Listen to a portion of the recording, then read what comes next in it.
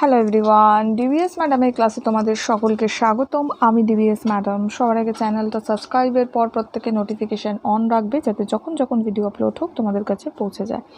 আলোচনার বিষয় আজকে ক্লাস 6 হিস্ট্রি চ্যাপ্টার 9। চ্যাপ্টার 9টা আমরা অলরেডি এতটা পড়ে নিয়েছিলাম, তো এটার পরে আজকে কিন্তু আমরা এখান থেকে পড়া শুরু করছি। লাইন ভিত্তিক জানাটা ভীষণ ইম্পর্টেন্ট। লাইন ভিত্তিক জানলে তবেই কিন্তু আমরা যে কোনো প্রশ্নের আনসারটা করতে পারবো, আর ভেতর থেকে বড় প্রশ্ন হোক ছোট প্রশ্ন হোক লিখতে পারবো। তো যাই হোক, এখন আমরা লাইন ভিত্তিক পড়াটা পড়বো। ভেতর থেকে কি প্রশ্ন আসতে পারে, বড় প্রশ্ন ছোট প্রশ্ন, সেটা নিয়ে আলোচনা করব।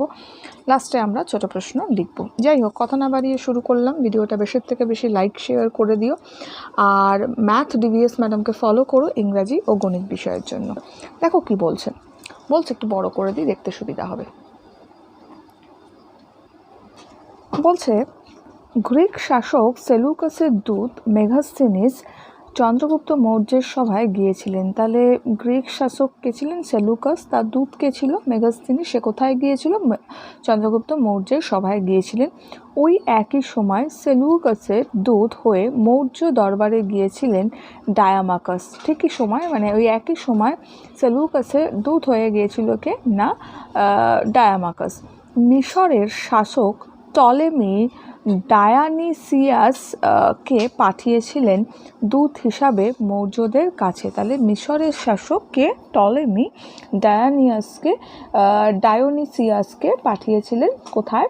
দূত হিসাবে মৌর্যদের কাছে। মৌর্য সম্রাটরাও তাদের দূত পাঠাতেন বিদেশি শাসকদের রাজসভায়। ওকে, মানে দূত তো পাঠানোই হতো। আমার যদি কোনো মন্তব্য পেশ করার থাকতো, কোনো রাজার যদি কোনো রাজাকে মন্তব্য পেশ করার থাকে, সে তখন তার দূতকে পাঠাতো। দূত বা যুদ্ধ ঘোষণা কোনো কিছু, সব কিছু কিন্তু দূত নিয়ে যেত, এবং দূতকে যথেষ্ট রেসপেক্টের সঙ্গেই রাখা হতো। দূতকে ধরো কোনো একটা শত্রুর কাছেও যদি দূতকে পাঠানো হয়, শত্রু রাজার কাছেও পাঠানো হয়, সেই দূতের উপর কিন্তু তারা কখনো আক্রমণ করতো না। এটাই নিয়ম ছিল। ধরো একটা দেশের সঙ্গে আরেকটা দেশের রাজার খুব শত্রুতা, সেই দেশ থেকে অন্য দেশে রাজার কাছে গেছে দূত, তো তারা কিন্তু, তার মানে এটা নয় দূতকে ওরা আক্রমণ করবে, দূতকে কিছু করবে না। ওকে, এটাই কিন্তু রুলস ছিল। তাদের যথারীতি সম্মান দিয়ে জিনিসটা নেবে, তাদের থেকে কথা বলবে, যখন যা বক্তব্য পেশ করা সেও তাকে লিখে দেবে, সেইটা নিয়ে সে চলে যাবে। ওকে, এটাই তার কাজ ছিল। নেক্সট, বিন্দুসারের সঙ্গে সিরিয়ার শাসক প্রথম অ্যান্টিওকস এর যোগাযোগ ছিল। তাহলে অ্যান্টিওকসের যোগাযোগ হয়েছিল কার সঙ্গে? বিন্দুসারের সঙ্গে সিরিয়ার শাসক প্রথম অ্যান্টিওকসের যোগাযোগ ছিল। বিন্দুসার নাকি গ্রিক রাজার কাছে কয়েকটি জিনিস ও একজন পণ্ডিত চেয়েছিলেন। সিরিয়ার শাসক সব জিনিস পাঠালেও পণ্ডিত পাঠাননি।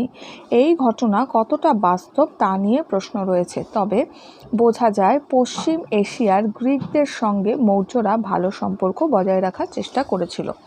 সম্রাট অশোক উপমহাদেশের বাইরে বৌদ্ধ ধর্ম প্রচার করেছিলেন। সিরিয়া, মিশর, ম্যাসিডন, সিংহল প্রভৃতি জায়গায় অশোক দূত পাঠিয়েছিলেন।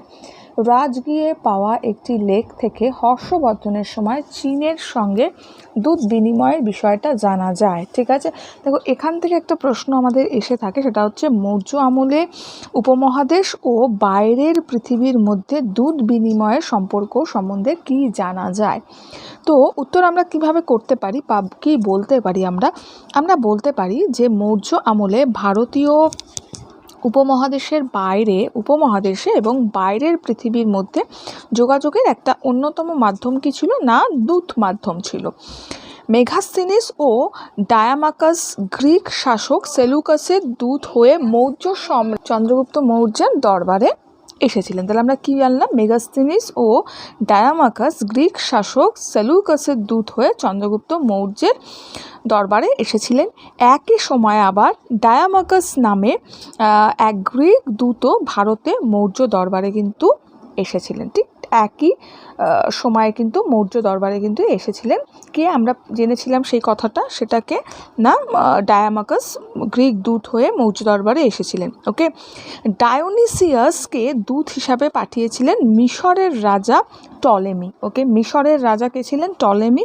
তিনি ডায়োনিসিয়াসকে, কি নাম বললাম? ডায়োনিসিয়াস। ওকে, ডায়োনিসিয়াসকে দূত হিসাবে পাঠিয়েছিলেন। আবার সম্রাট বিন্দুসার সিরিয়ার শাসক প্রথম অ্যান্টিওকস, ওকে, অ্যান্টিওকসের কাছে কয়েকটি জিনিস ও পণ্ডিত পাঠিয়েছিলেন। আরেকটা কি আমরা জানলাম না, অশোক সম্বন্ধেও জানলাম যে সম্রাট অশোক বৌদ্ধ ধর্ম প্রচার করার জন্য সিরিয়া, মিশর, ম্যাসিডন, সিংহলে কিন্তু দূত পাঠিয়েছিলেন। তো সবার দূতগুলো আর দূতের নামগুলো কিন্তু অনেকটা একই ধরনের, কিন্তু নামগুলো একটু খটোমটো আছে, একটু ভালো করে কিন্তু মনে রাখতে হবে। একটা ডায়োমাকাস রয়েছে, একটা ডায়োনিসিয়াস রয়েছে, ওকে, তো নামগুলো কিন্তু একটু ভালো করে মনে রাখতে হবে। আবার আরেকটা রয়েছে হচ্ছে অ্যান্টিওকস, ওকে, তো এই নামগুলো কিন্তু ঠিক করে মনে রাখতে হবে, ঠিক আছে। নেক্সট আমরা এটা অ্যান্টিওকস বলে, আবার অনেকে কিন্তু অ্যান্টিওক্সও বলে, ঠিক আছে। এই যে অ্যান্টিওক্স, এটাকে অ্যান্টিওক্সও বলা হয়, দুটোই বলা হয়, নয় অ্যান্টিওক্সও বলতে পারবে, অ্যান্টিওক্সও বলতে পারবে। তো বইয়ে রয়েছে আমাদের অ্যান্টিওক্স, তো অ্যান্টিওক্স দেবে, ওকে। নেক্সট আমরা অর্থনৈতিক যোগাযোগের মাধ্যমটা জানবো। এই পাঠে আমাদের কি রয়েছে দেখো, অর্থনৈতিক যোগাযোগে আমাদের কি রয়েছে বলছে, খ্রিস্টপূর্ব 6ষ্ঠ শতক থেকে উপমহাদেশের সঙ্গে বাইরের দেশের বাণিজ্যিক যোগাযোগ ছিল। খ্রিস্টপূর্ব 200 থেকে খ্রিস্টীয় 300 অব্দের মধ্যে সেই বাণিজ্যিক যোগাযোগ সব থেকে বেড়েছিল। দক্ষিণ এশিয়ার সঙ্গে মধ্য ও পশ্চিম এশিয়া ও ভূমধ্যসাগরীয় অঞ্চলে লেনদেন চলত। জলপথ ও স্থলপথে ওই যোগাযোগ হতো। তাহলে আমরা কি জানছি না, খ্রিস্টপূর্ব 200 থেকে 300 অব্দের মধ্যেই কিন্তু বাণিজ্যিক যোগাযোগটা বেড়েছিল, এবং দক্ষিণ এশিয়ার সঙ্গে মধ্য পশ্চিম এশিয়ার কিন্তু ভূমধ্যসাগরীয় অঞ্চলে লেনদেনটা চলতো। জলপথ আর স্থলপথ দুটোই কিন্তু ব্যবহার করা হতো লেনদেনের মাধ্যম হিসাবে, ওকে। রোম সাম্রাজ্যে এবং ভূমধ্যসাগরের পূর্ব দিকে চীন ও ভারতের নানা জিনিসের চাহিদা কিন্তু তখন ছিল। এদের মধ্যে সবচেয়ে বেশি যেটা কদর ছিল সেটা হচ্ছে চীনের রেশম। It's very important. চীনের রেশম পথ বা রেশম পথ কি, এটা কিন্তু বারবার এগেন অ্যান্ড এগেন কিন্তু প্রশ্ন আসে, ওকে। তো যাই হোক, পরে সেটাই আমি আসছি। তো বলছে চাহিদা ছিল চীনের রেশম। এছাড়া কি জানতাম না, তাকলামাকান, ওকে, তাকলামাকান মরুভূমিকে এড়িয়ে দুটি পথে চীনা রেশম নিয়ে যাওয়া হতো। এই পথ দুটি কাশগড়ে গিয়ে মিশত। সেখান থেকে বিভিন্ন পথ পেরিয়ে রেশম পৌঁছে যেত ভূমধ্যসাগরের পূর্ব দিকের এলাকায়, ওকে। রেশম ছিল ওই স্থলগুলির প্রধান বাণিজ্য দ্রব্য, তবে সেই সময় রেশম পথ বলে কোনো নাম ছিল না, ওকে। অনেক পরে খ্রিস্টীয় 19 শতকে ওই পথকে রেশম পথ বলা হতো। এই বিরাট অঞ্চলের কিছু অংশ এক সময় পার্থীয়দের দখলে ছিল। পরে কুষাণরা ব্যাকট্রিয়া দখল করে, ব্যাকট্রিয়ার ব্যাপারটা আগে বুঝিয়ে দিয়েছি তোমাদের আমি আগের দিনই, ব্যাকট্রিয়া দখল করে। তার ফলে রেশম পথের একটি শাখা দক্ষিণ এশিয়ার সঙ্গে যুক্ত হয়ে যায়। রেশম বাণিজ্য থেকে কুষাণ শাসকরা অনেক শুল্ক আদায় করেছে। ওই ব্যবসার সঙ্গে কিন্তু যুক্ত বিভিন্ন অঞ্চলের মানুষ উপমহাদেশের উত্তর এবং উত্তর পশ্চিম প্রান্তে জড়ো হতেন। এবার আমি একটা প্রশ্নে আসবো, সেটা আমাদের এখান থেকে প্রশ্ন বেসিক্যালি এসে থাকে যে রেশম পথ কি বা রেশম পথটিকা, এই ধরনের প্রশ্ন আসে। তো রেশম পথটা কি? রেশম পথটা হলো রোম সাম্রাজ্যে চীনা রেশমের কিন্তু তখন ভীষণ চাহিদা ছিল। চীন থেকে রেশমটা ফেমাস ছিল, ওকে। যেমন এখন হয় না আসামের রেশম শিল্প ভীষণ বিখ্যাত, তেমনই কিন্তু তো চীনের কিন্তু তখন রেশম খুব বিখ্যাত ছিল, চাহিদা ছিল। চীন থেকে কাশগড় হয়ে বিভিন্ন পথে রোম ও ভূমধ্যসাগরের পূর্ব এলাকায় রেশম পৌঁছত। চীন থেকে রোম সাম্রাজ্যে স্থলপথে রেশম ব্যবসার এই যে পথটা ছিল, আই রিপিট, চীন থেকে রোম সাম্রাজ্যে স্থলপথে রেশম ব্যবসার যে পথটা ছিল, পথটাকেই কিন্তু বলা হতো রেশম পথ। তবে সেই সময় এই পথের নাম কিন্তু রেশম পথ ছিল না, এটাও সঙ্গে আমাদের লিখতে হবে। পরবর্তী খ্রিস্টীয় 19 শতকে এই পথকে রেশম পথ বলা হয়েছিল। তাহলে কোন পথ হলো না, চীন থেকে কাশীগড় হয়ে বিভিন্ন পথে বিভিন্ন পথে রোম আর ভূমধ্যসাগরের পূর্ব এলাকায় রেশম পৌঁছতো, ওকে। তো চীন থেকে রোম সাম্রাজ্যের স্থলপথে রেশম ব্যবসার পথকেই রেশম পথ বলে। ব্যাপারটা বোঝা গেল। ব্যাপারটা ভারতের গুপ্ত আমলে কিন্তু হুন আক্রমণের প্রভাব কিন্তু প্রচণ্ড ছিল তখন। সেই সময় আমরা বলতে পারি আনুমানিক 458 খ্রিস্টাব্দ নাগাদ ভারতে হুন আক্রমণ হলে তা কিন্তু গুপ্ত সম্রাট স্কন্দগুপ্তের কর্তৃক সেটা প্রতিরোধ করা হয়। তিনি কিন্তু বাধা দিয়েছিলেন এবং চেষ্টা করেছিলেন আর কি। কিন্তু 5ম শতকের শেষ ও 6ষ্ঠ শতকের গোড়ায় কিন্তু হুনরা আবার তোরমান ও মিহিরকুলের নেতৃত্বে ভারতে কিন্তু আক্রমণ করে, ফলে দুর্বল গুপ্ত রাজাদের পথে তা কিন্তু একটা সমস্যা দাঁড়ায়। এই জিনিসটাও কিন্তু খুব ইম্পর্ট্যান্ট, এটা কিন্তু আমরা পড়বো। তো যাই হোক, এটা জানলে তোমরা। নেক্সট আমি আসবো, আচ্ছা এখানে একটু মনে রাখোটা একবার দেখে নেবে। হ্যাঁ, নেক্সট আমাদের টুকরো কথাটা কি বলছে, বলছে ভারত মহাসাগর, লোহিত সাগর ও পারস্য উপসাগরকে প্রাচীন গ্রিক ও রোমান ভূগোলে এরিথ্রিয়ান সাগর বলা হয়েছে। ওকে, এরিথ্রিয়ান সাগর বলা হয়েছে। সেই এরিথ্রিয়ান সাগরে যাতায়াত বাণিজ্য বিষয়ে একটি বই লেখা হয়েছিল, তার নাম ছিল Periplus of the Erythraean Sea. নামটা মনে রাখতে হবে কিন্তু বইটার নাম। ওকে, পেরিপ্লাস কথাটি দুটো মানে থাকে, জলযানে করে ঘুরে বেড়ানো, আবার জলপথে যাতায়াতের বর্ণনা। সেভাবে ধরলে বইটির নামের বাংলা মানে হতে পারে এরিথ্রিয়ান সাগরে ভ্রমণ। বাংলা মানে বইটার কি হতে পারে? এরিথ্রিয়ান সাগরে ভ্রমণ। বইটার লেখকের নাম জানা যায় না, বইটা গ্রিক ভাষায় লেখা। বইটির লেখক একজন গ্রিক যিনি মিশরে থাকতেন। ওকে, বইটি লেখক নিজের অভিজ্ঞতা থেকে লিখেছেন। আচ্ছা, এখান থেকে কি প্রশ্ন হতে পারে সেটা নিয়ে আমি আলোচনা করছি। আগে একটু বলে দিই, দেন আমি আলোচনা করছি। ওকে, আচ্ছা, অভিজ্ঞতা থেকেই লিখেছেন। তার বইটিতে এরিথ্রিয়ান সাগরের বন্দর ও ব্যবসা বাণিজ্যের নানা বিষয়ে খুঁটিনাটি বর্ণনা রয়েছে। বণিকদের সুবিধার জন্য লেখা হয়েছিল বইটা। খ্রিস্টীয় প্রথম শতকের মাঝামাঝি সময়ে বইটি লেখা হয়েছিল বলে মনে হয়। তার সঙ্গে রয়েছে বিভিন্ন অঞ্চলের মানুষজন, সমাজ, গাছপালা, পশু পাখির বিষয়ের নানা কথা।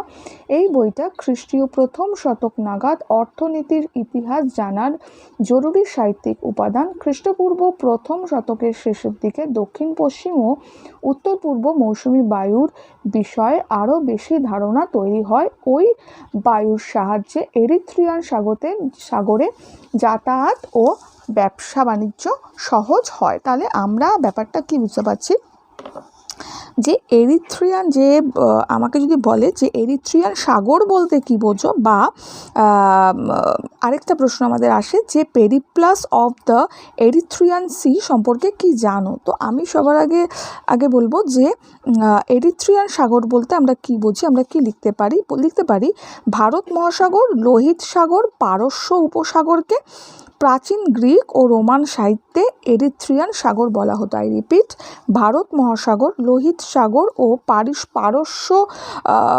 উপসাগরকে প্রাচীন গ্রিক ও রোমান সাহিত্যে এরিথ্রিয়ান সাগর বলা হতো। এবার যদি আমাকে প্রশ্ন আসে যে পেরিপ্লাস অফ দ্য এরিথ্রিয়ান সম্পর্কে কি জানো, বইটার সম্পর্কে বলছে আমাকে কি জানি, আমরা ছোট্ট করে লিখব যে এরিথ্রিয়ান সাগরে বাণিজ্য ও যাতায়াত বিষয়ে যে বইটা লেখা হয়েছিল সেই বইটাকে বলা হতো, নাম ছিল বইটা যে Periplus of the Erythraean Sea. ঠিক আছে, এর বাংলা একটা নাম ছিল, এর বাংলা অর্থ আমরা হতে পারে দেবে কথাটা, হতে পারে এরিথ্রিয়ান সাগরে ভ্রমণ। এই বইটার লেখককে তা কিন্তু জানা যায়নি, তবে বইটা গ্রিক ভাষায় লেখা হয় বলে লেখা হয়। তো মনে করা হয় যে বইটার যে লেখক তিনি গ্রিক হবেন এবং তিনি মিশরে থাকতেন, কারণ যেহেতু গ্রিক ভাষায় লেখা হয়েছে সেই জন্যই কিন্তু কথাটা বলা হচ্ছে। ঠিক আছে, বোঝা গেল। নেক্সট কি বলেছে সমুদ্র বাণিজ্যে ভারতীয় উপমহাদেশের দুই কূলের বন্দরগুলি গুরুত্বপূর্ণ ছিল। পশ্চিম উপকূলের বন্দরগুলির সঙ্গে রোমের বাণিজ্য চলত। পশ্চিম উপকূলের সেরা বন্দরগুলো ছিল নর্মদা নদীর মোহনায় ভূগুচ্ছ। ওকে, আচ্ছা, উত্তরের কোঙ্কণ, আচ্ছা এই নামটা আমরা বলতে পারি ভৃগু কচ্ছ। ঠিক আছে, কচ্ছ রয়েছে তো সেই জন্য ভৃগু কচ্ছ। যাই হোক, ভৃগু কচ্ছ, ইয়েস, মোহনায় এটা হচ্ছে ভৃগু কচ্ছ। যাই হোক, উত্তরে কোঙ্কণ উপকূলের বেশ কয়েকটি বন্দর ছিল, তার মধ্যে বিখ্যাত ছিল কল্যাণ বন্দর। শাসক দেখা যাচ্ছে না নাকি, জাস্ট আ সেকেন্ড, শাসক নহপান ওই বন্দরটি অবরোধ করেছিলেন। মালাবার উপকূলের বন্দরগুলি দিয়ে গোলমরিচ ও অন্যান্য মশলার বাণিজ্য চলত। এখনকার তামিলনাড়ু উপকূল ছিল বেশ কিছু বন্দর। কাবেরী বদ্বীপ এলাকায় বিখ্যাত বন্দর ছিল, আচ্ছা, কাবেরীপট্টিনম অন্ধ্র উপকূলেও কয়েকটি বন্দরের কথা জানা যায়, সেখানে সম্ভবত জাহাজ ছাড়ার জায়গাও ছিল। দক্ষিণ পূর্ব এশিয়ার সঙ্গে যোগাযোগের ক্ষেত্রে পুরো পূর্ব উপকূলের গুরুত্ব ছিল।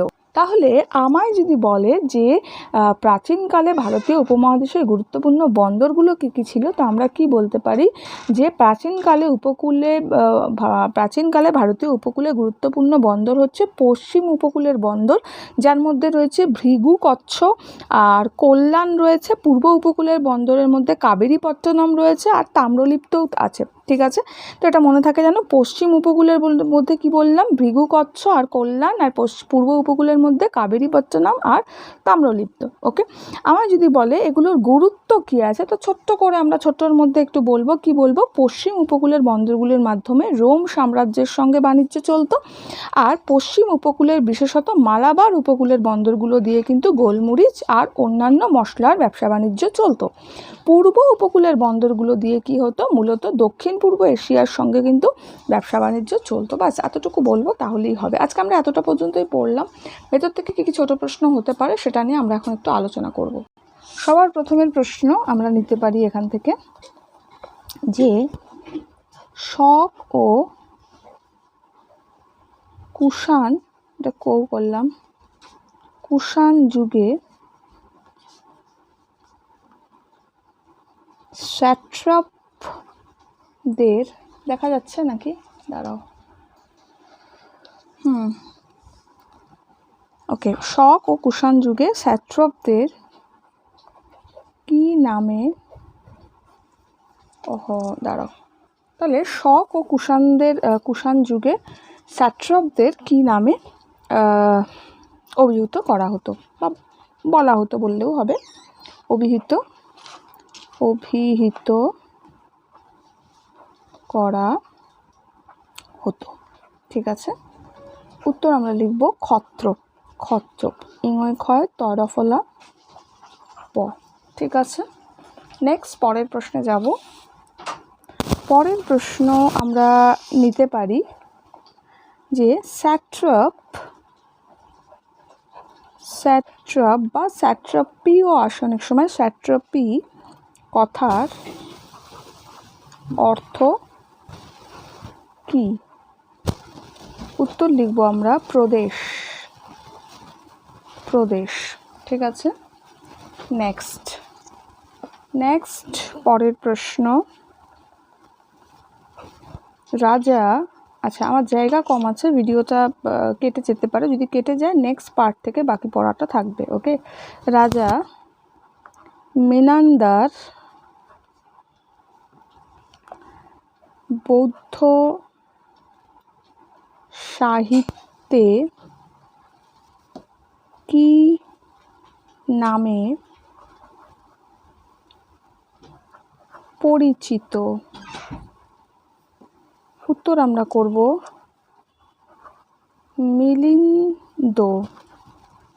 মিলিন্দ নামে পরিচিত। ওকে, নেক্সট, ডায়োনিসিয়াস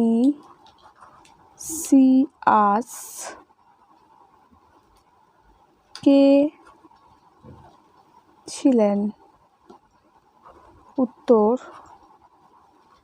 মিশরের শাসক টলেমির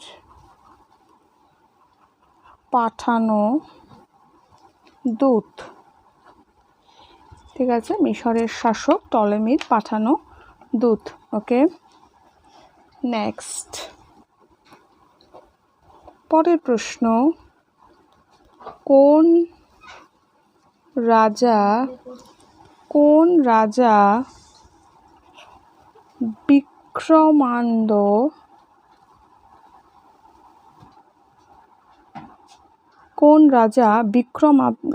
বিক্রমাদ্য হবে অ্যাকচুয়ালি, বিক্রমাদ্য, ওকে, প্রচলন করেন?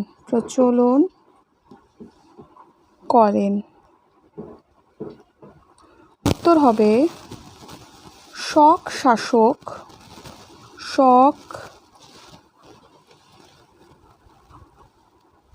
শাসক প্রথম